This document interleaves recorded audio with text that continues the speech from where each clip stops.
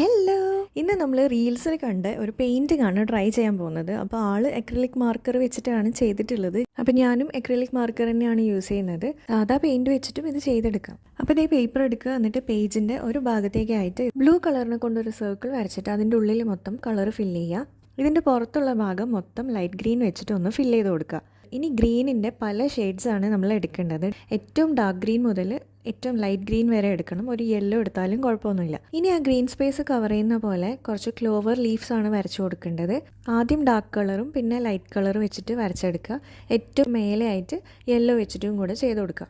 Last കുറച്ച് white ഫ്ലവേഴ്സും കൂടെ വരച്ചു കൊടുക്കുന്നുണ്ട്.